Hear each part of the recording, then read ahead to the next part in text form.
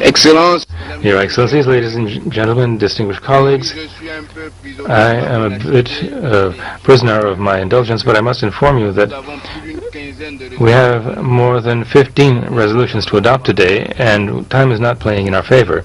So I would like to invite delegations who are going to speak to be as brief as possible, so that we can save some time.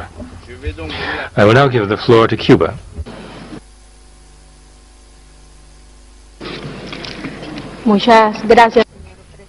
Thank you very much, President. Well, first of all, let me say that we ask for the floor to support the request made by the Ambassador of Pakistan on operative paragraph 10. We don't believe that we need an international investigation in this specific case.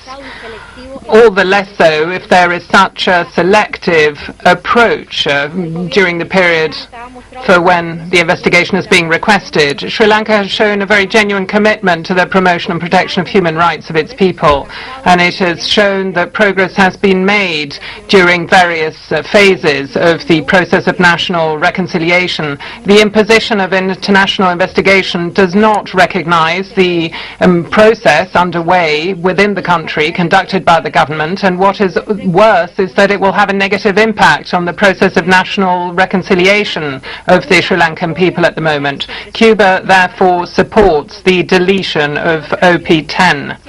President, some pretexts have been used to adduce a need to submit draft resolution L1. Unfortunately, during this session, we have seen the imposition of this and other biased initiatives, and this is not what we need. We need a spirit of dialogue and cooperation. If we see the imposition of initiatives such as this one, what is the signal that we want to send out to the world? Simply that cooperation is not important. If it's simply a case of imposing the interests of the powerful over others. What else can we ask of Sri Lanka, a country whose government has come cooperatively to each council session? It has provided full, open information. It has worked with others. It has invited special procedures to visit, and it has even hosted Madam High Commissioner in the country. These are simply pretexts that are adduced by the sponsors of this resolution, and for all of the years that the conflict lasted, these sponsors simply kept their peace and were never concerned about the situation of Sri Lanka. And it's precisely when the conflict ends, when there's a real possibility for sovereignty, for reconstruction, for peace, for right to development for the people of Sri Lanka, well then suddenly they begin to have an interest in this country. They have an interest in the development of this sovereign nation. Cuba supports the efforts made by the government of Sri Lanka to keep pressing ahead for reconciliation, for the promotion and protection of human rights. Cuba is a friend of the people of Sri Lanka, and that's precisely why we can in no way support this draft resolution. It's politically motivated as a draft. The only objective is to promote a lack of unity and to act as a barrier to the efforts of reconciliation, efforts which are very positively being conducted in the country at the moment. We will therefore be voting against the draft resolution. Thank you. je remercie l'ambassadeur de Cuba. I thank the ambassador for Cuba. I give Venezuela the floor. Gracias, presidente. Thank you very much, President. The Bolivarian Republic of Venezuela rejects in the strongest possible terms initiatives such as this one. They are initiatives which tarnish the work of this Council, and they are most often used against developing countries. And this is precisely the case in respect of the Democratic Socialist Republic of Sri Lanka.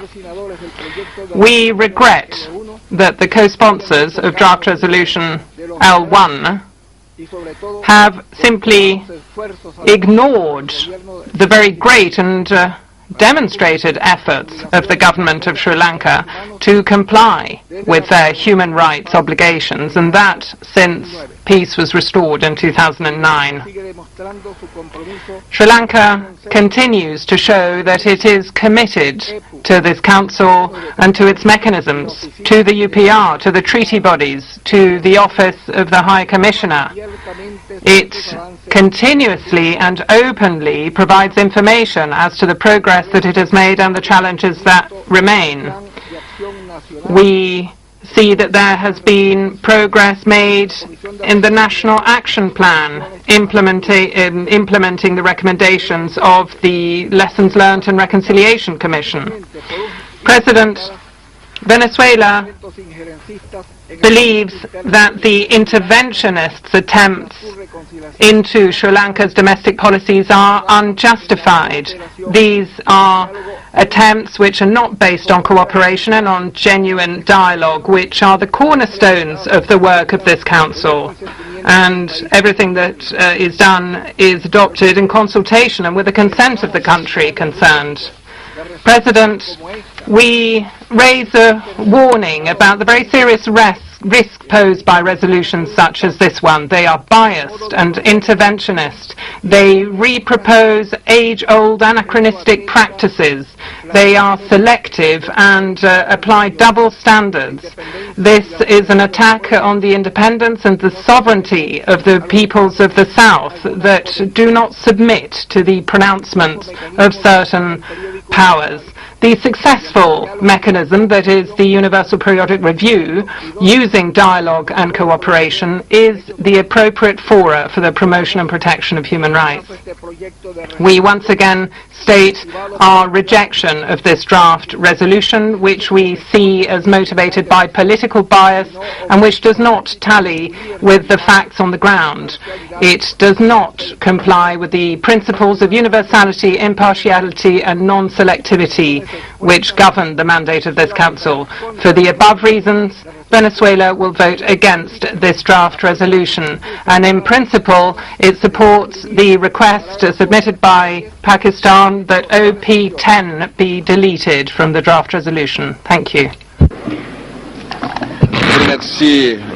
I thank the Ambassador of Venezuela. I give the floor to China. Thank you, Mr. President. Mr. President, just now the Pakistani delegation requested that operative paragraph 10 of the draft should be eliminated. I hope the President and Secretariat can give us an explanation as to whether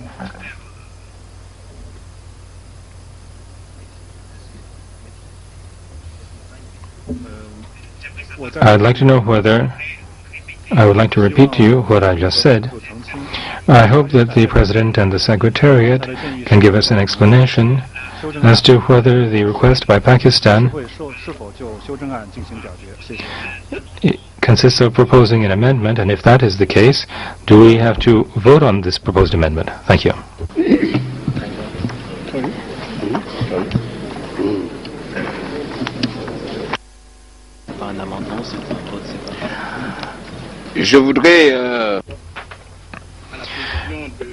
With regard to the question from the delegation of China as to whether this was an amendment, as I understand the request from Pakistan, it is a vote on paragraph 10 of the draft decision and not an amendment.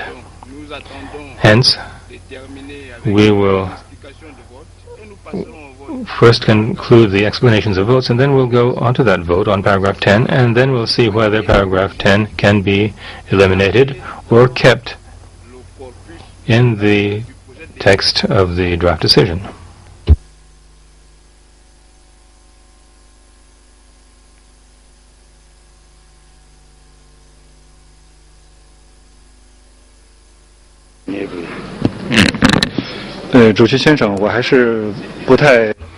Mr. President, I wasn't quite clear, but as regards this question, do we have to vote on the elimination of paragraph 10, or are we voting concerning the content of that paragraph. These are two different things. Thank you.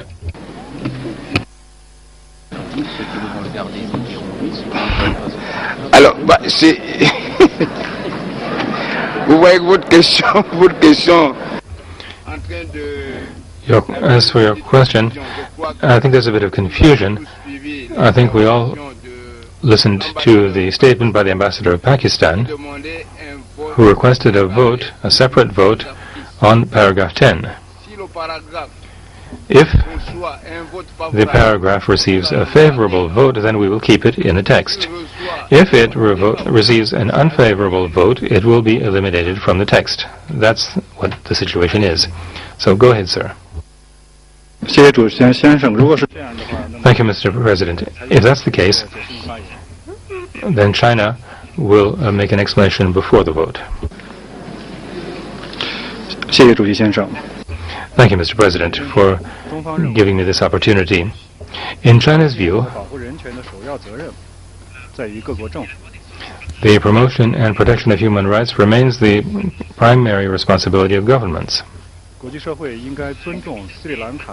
international community must respect the sovereignty of Sri Lanka. It must also respect the right of the government and people of Sri Lanka to settle their own internal affairs. We must respect and encourage the government of Sri Lanka to continue to conduct investigations.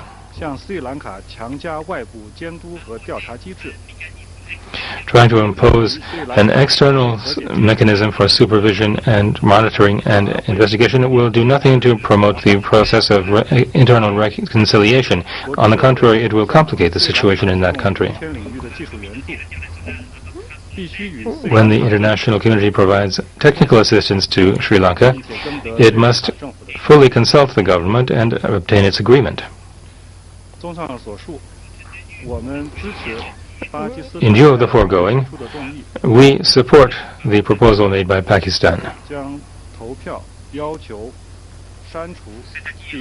In other words,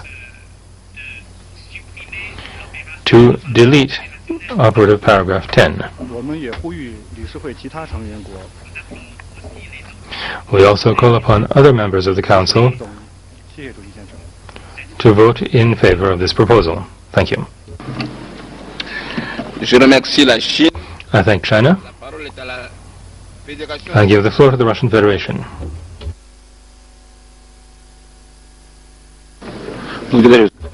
Thank you, Mr. President. The Russian delegation supports Pakistan's proposal to delete paragraph 10, operative paragraph 10. We do not agree with its content, and as we have just heard, the UNHRC does not have the resources, financial and human, to carry out the activities covered in that paragraph. Thank you.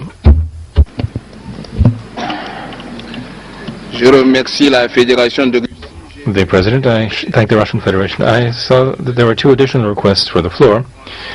We will take them quickly. And I would remind delegations that I have absolutely closed the list now. So I give the floor to the Maldives.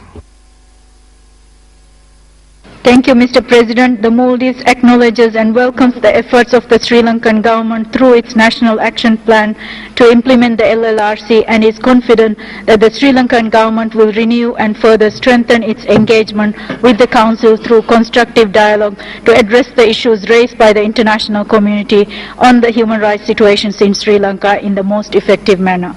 The Maldives respects the sovereignty and territorial integrity of Sri Lanka and encourages the government of Sri Lanka to address human rights concerns raised by the international community. We note with appreciation the invitation and unfettered access provided by the government of Sri Lanka in facilitating the High Commissioner's visit undertaken in August. Over the years, Sri Lanka has achieved economic growth, social coherence and political stability. The Maldives believes that it is important for the international community to refrain from any activity that could have any negative impact on the present progressing domestic situation of Sri Lanka. The Maldives will continue to promote accountability for human rights violations and country-led reforms to strengthen human rights protection. The best way forward for the Council is to strengthen constructive dialogue and engagement with and support of the national efforts of Sri Lankan government in addressing the issues of human rights situation in that country. We therefore will vote against the draft. I thank you, Mr. President. Je remercie l'ambassadeur des Maldives. I thank the Ambassador of Maldives. Indonesia has the floor. Thank you, Mr. President. Mr. President, Indonesia believes that every state is a duty bearer to promote and protect the right of each person in the country. For a country like Sri Lanka, who has just overcome a long period of conflict, this duty and the need to enhance its national institutions and capacity become essential and crucial. We believe that the reconciliation process and effort to address the impact of the conflict need to be conducted expeditiously, openly and comprehensively, while take due considerations of international norms and standards. We commend Sri Lanka for their serious effort in implementing the Human Rights Council recommendations. We also welcome and in particular appreciate its commitment to promote dialogue and cooperation with the international community, including the Human Rights Council mechanism, special procedures, and the Office of the High Commissioner of Human Rights in addressing issues related to the implementation of LLRC recommendations and to the promotion and protection of human rights in its country.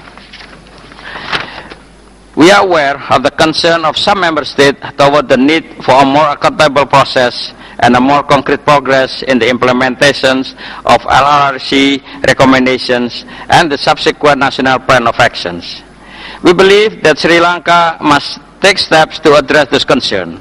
Yet, at the same time, we are also aware of the need to extend ample space and time for Sri Lanka to overcome the problem it encounters.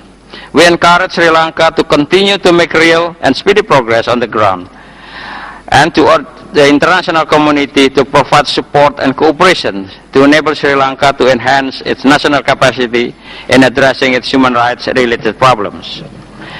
As regard to these draft resolutions, we are disheartened that it comprises elements which in our view could potentially diminish the ongoing process of constructive dialogue and effective cooperation. Those elements can also give rise to hindrances in the context of enhancing institutional capacity of the promotion and protection of human rights and of respecting for national sovereignty of member states. For that reasons, we find it difficult to go along with these draft resolutions, and therefore we will vote abstain. I thank you, Mr. Chairman.